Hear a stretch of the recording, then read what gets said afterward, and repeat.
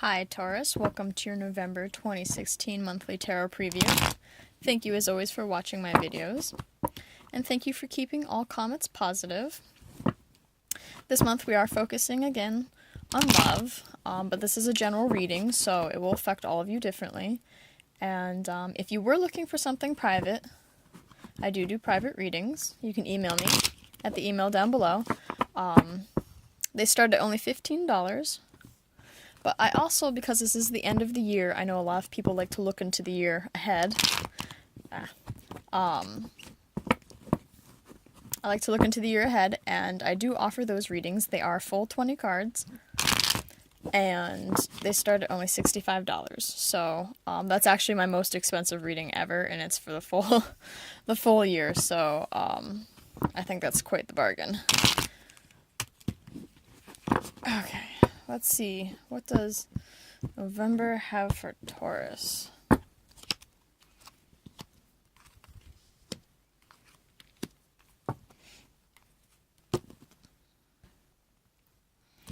So, the overall theme for Taurus for November, we have the Lovers in reverse. So, some sort of commitment is coming to an end. Because the Lovers isn't just like about love, it's about committing to something. Okay, making, an important decision. And somewhere that's coming to an end. And does that mean you're going to break up if you're with someone? No. Not necessarily.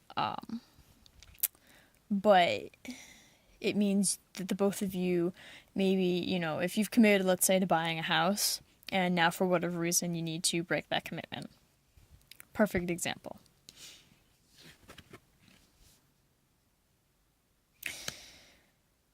We start off with the Nine of Pentacles in reverse. So someone is maybe a little clingy, I'd say. Someone is possibly taking more from the relationship. If you're not in a relationship and you're single, then, this could be you latching on to someone, maybe holding on, to that feeling of once being in a relationship, not wanting to be single. Because in the upright, it's someone who's financially stable, has all the material wealth they need, and they're fully independent. They don't need to rely on other people, but in reverse, they do. They're the person that does, they have to be in a relationship. They can't ever be happy alone like this person. But once you're like this person and you can be fully happy with yourself on your own, then it's so much easier to find a relationship, and your relationships in general go so much better. But in reverse, it's more being in the relationship for the sake of being in a relationship, not because you just truly enjoy that other person. So, single or in a relationship, it's always the same message. Someone is being clingy. Someone is just too dependent, possibly taking too much, draining, possibly being draining. Maybe that's why we have to break our commitment, because, it's like, look, I can't, I can't support myself and you, emotionally and everything else. You need to be able to be happy with yourself before you can be happy with someone else. And we have the Six of Swords in reverse. So, we're trying to get back to somewhere. We're trying, definitely. If, maybe you were broken up with, or if you're in a relationship, someone is dependent on something, and they seem to have lost it, and they're desperately trying to get back. In their head, they're trying to get back to that. And it's in the past, unfortunately.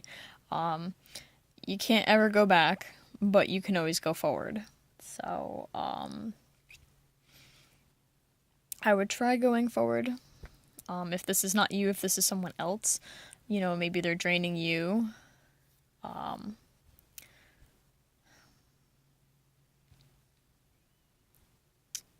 Maybe this was a past lover, now you guys are trying to get back to where things were, but it's never going to be the same because, now everyone's, it's never the same when you get back with someone. It's like clingy, it's like, there's not a lot of trust sometimes, and you always feel like because you broke up once, you can break up again. So there's that like paranoia.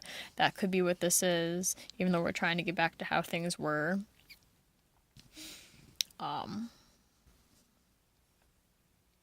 if you're in a relationship and your relationship is going good, it doesn't have to be the two of you. It could be something happening to the two of you. It could be, or it could even be someone else affecting a relationship. It could be, if you're happy in a relationship and an ex does come back and is clingy and trying to come back, it could easily be that as well. But it will come to an end. And, it's not going to be abrupt. It's not going to be sudden. We know it's coming to an end. Because here we are, we're clingy, we're trying to get back to something, but we're trying to get back to something that's over. So when it ends, it's no surprise. It just finally dwindles out. So there is an ending of some sort. But again, it doesn't mean that necessarily you will break up with your current partner if you're partnered and things are going well. It could be some, outside force, again, if that ex is coming back trying to weasel their way back in, that might come to an end. You let them know, no, the end it's done. There's a new day dawning for you somewhere else. And it's far away, as you can see. So, if you're single, again, holding on, being dependent, needing that relationship, trying to get back to it, but you finally come to the realization that that's not going to happen. And that's the first step to being happy with who you are. I know that's hard. It sucks. We've all gone through it. I've gone through it. But once you truly are happy with, the activities you do, the people you hang out with, the things you do, where you work, all that stuff, where you live, and you're happy just being you, then people will start to come into your life. A little bit of a harsh message, I guess, but always needed. And I hope it goes well. I hope you enjoy your November.